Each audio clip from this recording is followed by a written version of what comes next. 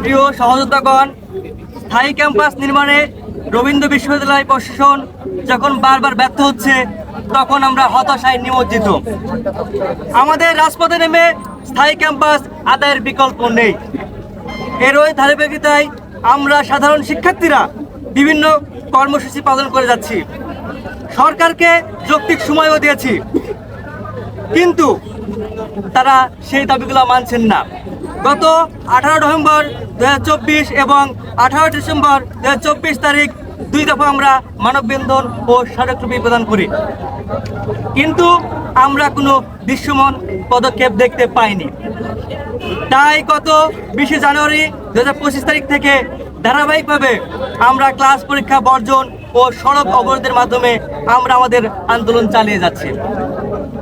প্রিয় সাংবাদিক ভাইরা, দীর্ঘ 3 মাস ধরে আমরা স্থায়ী ক্যাম্পাস নির্মাণের জন্য আন্দোলন করে যাচ্ছি। আমরা পড়াশোনা ছেড়ে রাজপথে বেশি থাকতে চাই না। যদি থাকতে বাধ্য করা হয়, তাহলে আমরা আরো কঠোর কর্মসূচি গ্রহণ করব।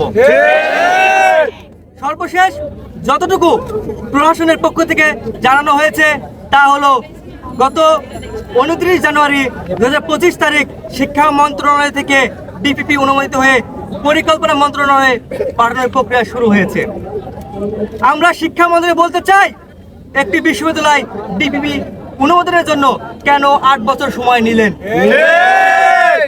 এটা কতটা যৌক্তিক?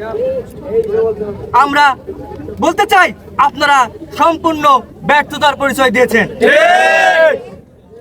মন্ত্রণালয়কে জানিয়ে দিতে চাই, ডিপিপি ফাইল যেন দ্রুত একনেকে পাঠানোর ব্যবস্থা করা হয়।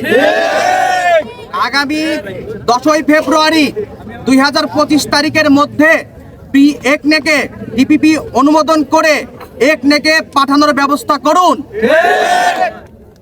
আমরা 10 ফেব্রুয়ারি 2025 তারিখ পর্যন্ত সরকারের সংশ্লিষ্ট মন্ত্রণালয়কে আলটিমেটাম দিচ্ছি, যদি এর মধ্যে ক্যাম্পাস নির্মাণের জন্য পাশের কার্যকরী ব্যবস্থা নেওয়া না হয়, তাহলে আমরা কঠোর কর্মসূচি পালন করব। প্রয়োজনে আমরা সাধারণ শিক্ষার্থীরা সচিবালয় ঘেরাও কর্মসূচি দিতে বাধ্য হব। আমরা আপনাদের উপর বিশ্বাস ও আস্থা রাখতে চাই। আপনারা আমাদের কথাগুলো সরকারের নিকট তুলে ধরুন। শিক্ষার্থীদের যৌক্তিক দাবির পাশে থাকার জন্য আপনাদের সবাইকে ধন্যবাদ। ধন্যবাদ আনতে সাধারণ শিক্ষার্থী, রবীন্দ্র বিশ্ববিদ্যালয়, বাংলাদেশ। ধন্যবাদ।